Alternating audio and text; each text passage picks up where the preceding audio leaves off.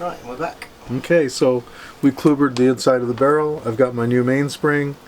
I'm going to slide him in at an angle so I have less risk of smearing the kluber around. And I'm going to drop him in there, and I'm going to press that spring in until it starts unwinding inside,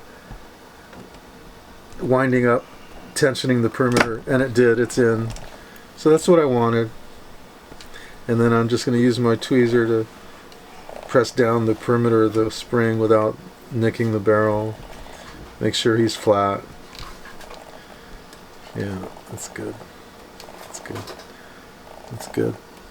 So now we want to grab our pin vise because we're going to pick up the arbor. And I'm going to pick it up.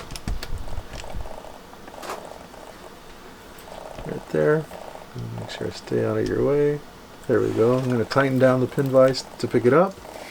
And I'm going to clean off my oiler. Make sure there's no kluber on it. Clean it up a few times. But I am going to grab some HP.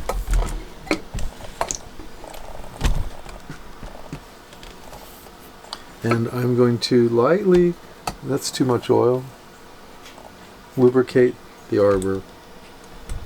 Right there.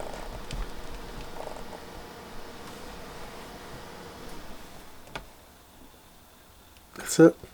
And then I'm going to pick up the barrel, if you can see it, and I'm going to position the inner coil of the mainspring to match up with the pinning, and they both run counterclockwise. I hope you can see that. Yep, we can just about see it. And I'm going to insert the arbor. You hear the click. And I heard the click, and it's nice. So now I'm just going to drop him gently. I loosen my pin vise. And I'm going to go ahead and set him on my bench block. And here again, I did not use my barrel closer today. I will use it for you. I just find it.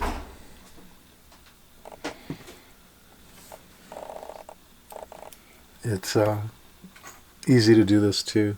So the end of the arbor on the underside is in the bench block hole, and I'm just lubricating. And I see a hair, by the way.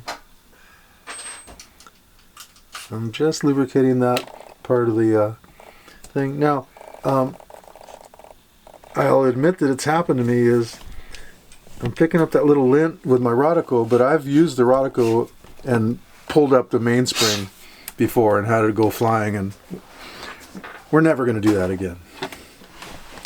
It's just, to me, it's a violent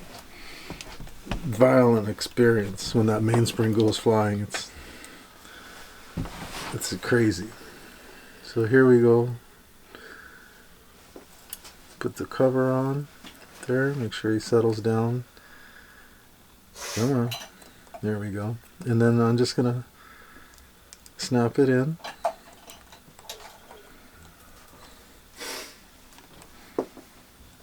Brought the chocolate, Lee. And I'll pick up the barrel and check my flat fit of the cover. Yeah. With the flat of my tweezer. So you're using the brass, Yeah. just to check that it's kind of clicked all the way Seated. around. Yeah. Yeah.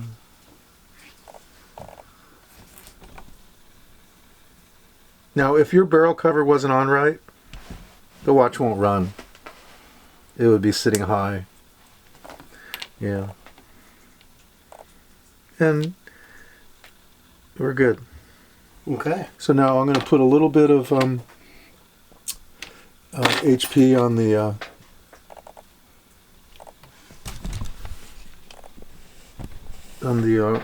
right here on the arbor. Just a little bit. Because it's going to ride on the jewel of the main plate. So here comes our main plate. Uh-huh. And I'm going to put it in the movement holder. Now remember, this came out of the cleaner. Okay. Now I'm just going to set this down. There you go. And I'm going to give it a little spin. And I am going to lube also the ratchet wheel side of the... See that little drop of oil? Mm-hmm. You see it? Okay, just not a lot.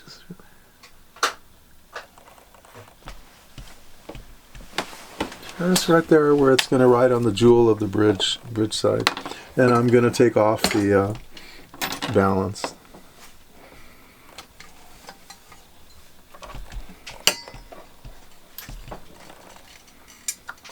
There we go.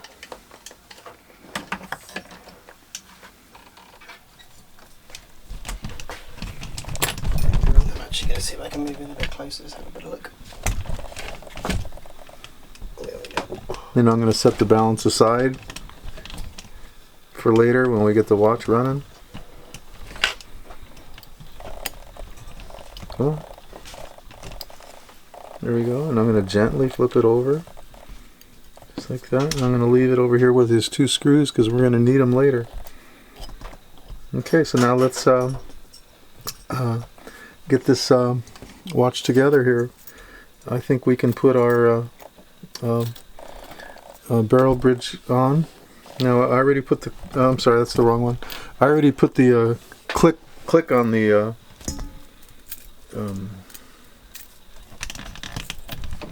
barrel bridge. So let me put that on. So that's lubricated. So we can set that right down there like that. Let's let him seat. There we go. And that's home. We'll use our big screws. We also have to do next is we're going to put on that rocking arm.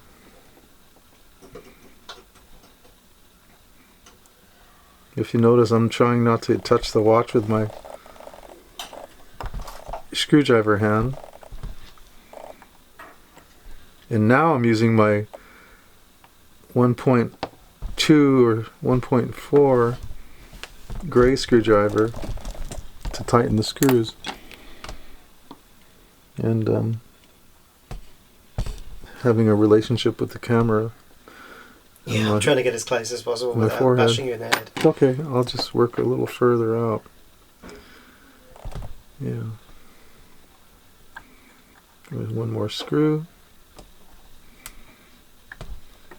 So that bridge is on. And we need our rocker. We need our bushing. This is not it.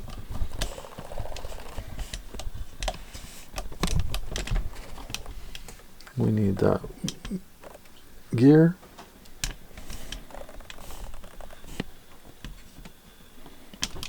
And we need a screw, which is that one. You'll get used to knowing what screw is which, and we need our bushing. So there's our bushing. So we're going to use a little HP here, very faint amount.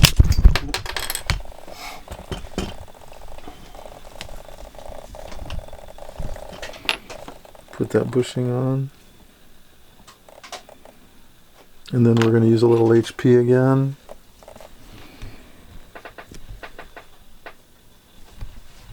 Just a hair. I mean, we're really being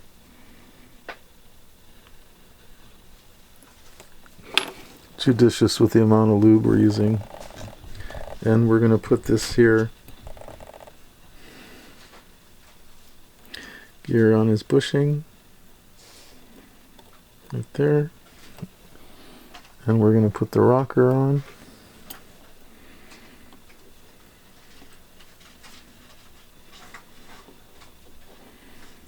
Goes right there. Just like that. And he rocks back and forth and he locks in with the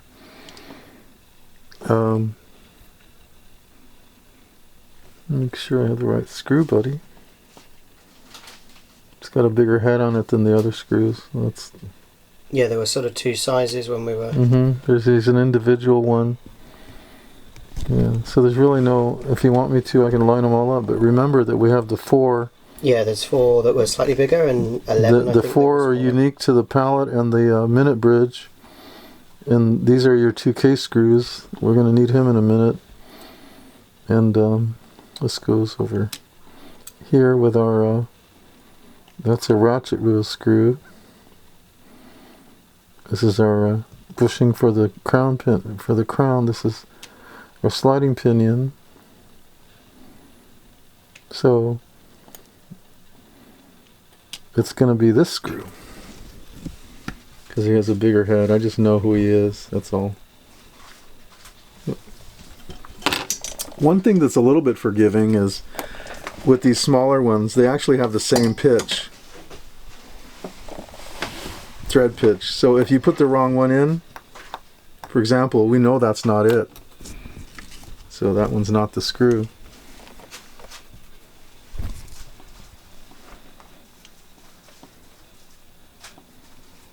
Yeah.